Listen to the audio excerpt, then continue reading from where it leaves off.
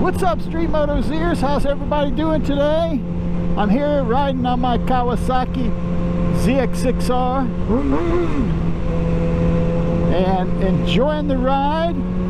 I'm going to rank my top 11 Kawasaki ZX6R upgrades. First upgrade for the Kawasaki ZX6R, otherwise known as the 636, is a tail tidy. Yeah, you got to get that old light assembly on the back of the bike off and get a tail tidy done. Kawasaki has to put those on so that they could sell those bikes in the US.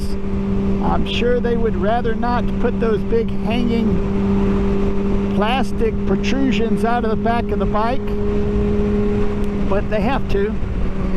If you're curious where to get some of these upgrades, just look down in the comments and you'll see where you can pick up some of the upgrades. The second upgrade is the frame sliders. I've actually got a frame slider on each side and then a front fork slider on each side. And that will help you, of course, if you kind of low side or you drop your bike. Hopefully it'll protect some of your fairings. Back when I had my Kawasaki Ninja 650, I did do a low side on it and it protected my fairings. I was so grateful. I did get my bar ends kind of dinged up a little and my rear view mirror, but the fairings were fine. Third on the list of upgrades is a phone mount. The phone mount I'm using is a quad block. It's stem mounted and it comes in handy. Here's a look at it. You know, I got it mounted right here. You can mount it horizontal or vertical. One thing to be sure, if you do get a quad lock, there's a little mechanism on the back that locks the phone. If you can put your phone on there and forget to lock that mechanism, you could bump your phone and your phone goes flying off and you lose it. That happened to me one time. That's a very expensive mistake, and it was very expensive for me, and I didn't have a phone for about a week after that because I had to order one to replace it. The fourth upgrade is the steering dampener.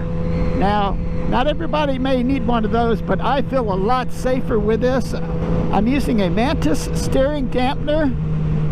Olin's has one. They're a lot more expensive, but they're really nice and they look sweet. That steering dampener helps you from getting a tank slapper. When you're going fast and you hit a bump and your front wheel gets sideways, it'll pop it sideways back and forth. And you can see some videos online of people getting tank slappers. If they had the steering dampener on their bike, they wouldn't have had that problem. Number 5 and number 6, they kind of go together.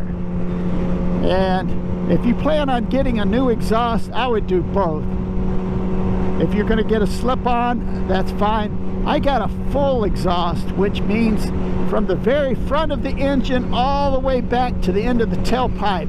I got all of that replaced. And what's nice about that is you lose a lot of weight on your bike. You get a little bit more performance.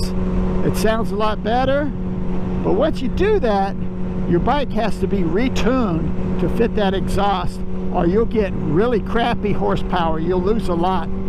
I got mine done up in more Mafia. The exhaust I selected is an M4, and you know, to do the installation and everything, it was about $2 grand. You can go really fancy and get a Kropovich, and that's a bit more, and that would have been like $3 grand for me. So I did M4. It sounds great. I like it. The exhaust pipes are titanium all the way to the muffler, and the muffler sounds really good.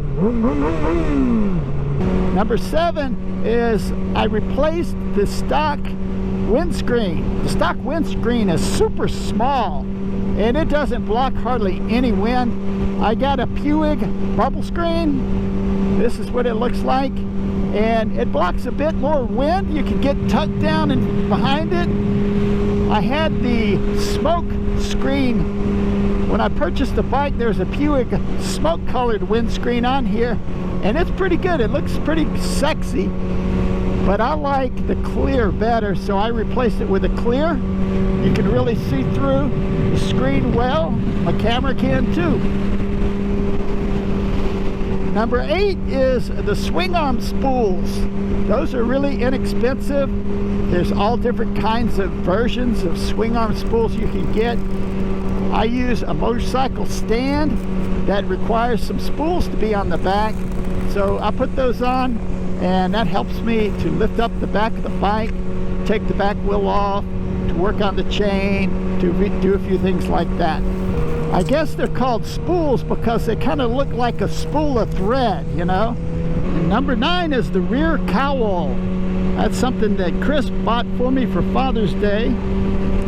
It kind of makes the back look nice. I did have a seat back there, and the rear cowl just cleans it up a little bit. Number 10, I don't have yet. I want to get some clear tank pads so my legs won't slide on the tank and the side of the motorcycle. I'm still looking around for some good clear tank pads that fit the ZX6R. I don't want to get any cheap Chinese knockoff. I want to get some really good quality tank pads. So that's something I plan to get. Number 11 is the brake and clutch guards. Those are devices that fit on the outside of the handlebar and wrap around the brake. The other one wraps around the clutch, and it protects those from getting bumped if you get near another motorcycle on the track. I just want to get those guards. I'll feel a little more protected. I do have ABS, so I think it's not that big an issue. That's why I have it last on the list and haven't really done it yet. There she is, the Dirty 636, the titanium M4 exhaust, looking sharp. Woo! Let's get going. Hey, I don't know if you guys heard or if you guys follow a guy named Gixxer brah, but he is somewhat of a definite personality out on YouTube land for motorcycle riding. His name's Gixxer brah, and he's been doing a lot of really cool videos. He can do wheelies, do all kinds of things. But he had an accident and he is hurt bad. I'm going to put some information in the comment section here about his channel. And anyway, go check it out and show him some love. He is hurt pretty bad. I think he broke both femurs. Man, to break a femur is crazy. Apparently what happened is a truck pulled out in front of him. And I'm wishing him a quick recovery. Man, but it's going to take a few months to overcome that and get back out there, and hopefully he'll be riding motorcycles again, but we'll see how he does. Oh, got something coming up I've been thinking about, been working on, talking with Chris on some. We may have to do a little movie.